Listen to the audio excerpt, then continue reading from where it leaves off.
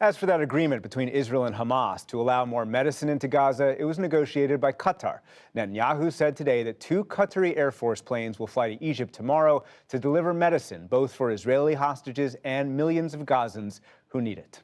For more on the direction of Israel's war in Gaza, as well as the splits within the Israeli War Cabinet, we turn to David Makovsky, Distinguished Fellow at the Washington Institute for Near East Policy, former journalist, and was a senior advisor for Israeli-Palestinian negotiations during the Obama administration. David Makovsky, thanks very much. Welcome Delighted to be with you. Welcome back to NewsHour. As we just said, there's a split in the War Cabinet when it comes to hostages. It appears that Netanyahu and Defense Minister Yoav Gallant on one side, Benny Gantz on the other. What's behind that, and how significant is it?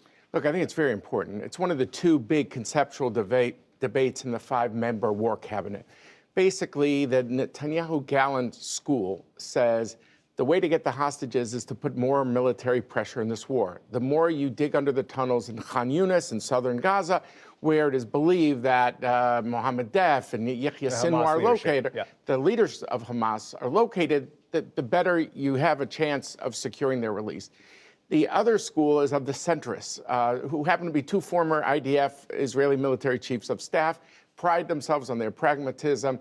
Benny Gantz, you mentioned, another Gadi Eisenkot, who lost his son, by the way, in this war. Yeah. And the 2 of them say, look, it's 102 days now with these hostages. You don't have all the time in the world. And the best way to secure the release is to cut a deal with Egypt, Qatar, whoever that may be. And then if that involves some sort of extended pause, so be it. You could always renew hostilities at a later time. But if, in terms of what to prioritize, hostages or the war, the priority should go to the hostages. The second big division within the War Cabinet, as you mentioned, is between Netanyahu and Gallant, the defense minister. Yesterday, Gallant said that Palestinians will govern Gaza in the future, something Netanyahu has not said. And then he took a not-so-subtle swipe. He said, quote, political indecision may harm the progress of the military operation. What's he saying?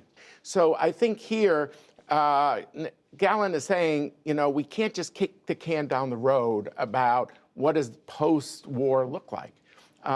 Let's be real. The Palestinian Authority should come back. They governed Gaza from 94 to 2007 until Hamas kind of threw them off the rooftops in 2007 until this war. So the defense establishment wants the PA to come back. The prime minister, however, is very fearful that Gantz and Eisenkot, the centrists that enlarged his government after the October 7th atrocities, that they will walk, that they will go for elections, and that he will be stuck with the people holding the balance of power. Guess who? The hard right. And Mr. Smotrich, who is the finance minister, Ben Gvir, who's the police minister, and the like. So he doesn't seem to want to offend those 2, because he might think the future of his government depends on these 2 guys.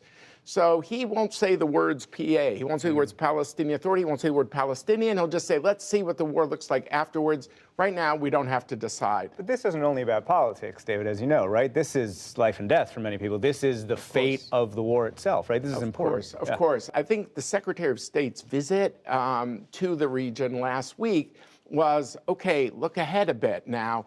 Are you going to allow, people to go back to their homes in northern Gaza? You wanted to keep, Palestinians from being killed. You told 1 million people go to the south.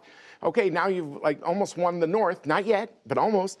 Do you have a plan to bring them back to their homes? And if so, who's going to run public orders? Civilian services, basic services. And so I think what Gallant and Halevi are trying to tell Netanyahu is, hey, we can't just kick the can down the road.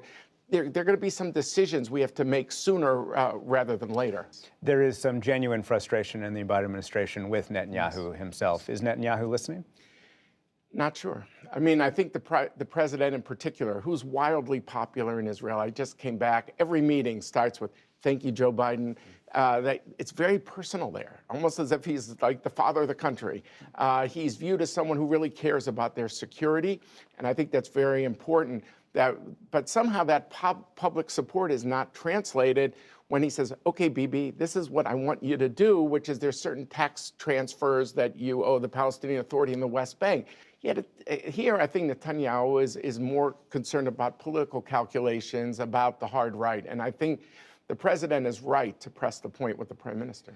As you were saying to me earlier, whenever President Biden or any U.S. official brings up two-state solution right now, it lands like a lead balloon. Do you think, quickly, there is a different way to talk about the two-state solution that the U.S. could find? When we in America talk about two states, and some of us, for our lives, we want something that gives dignity to both sides. And I still think it's the right approach.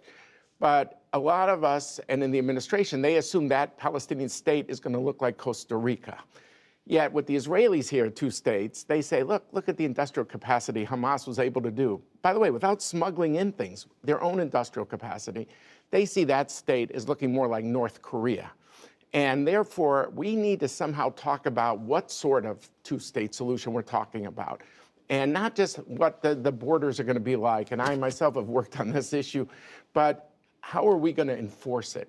Yeah, we say the word demilitarized, but the Israelis are convinced that Hamas will always outmuscle a more pragmatic Palestinian leadership to take it in a very different, more militant direction.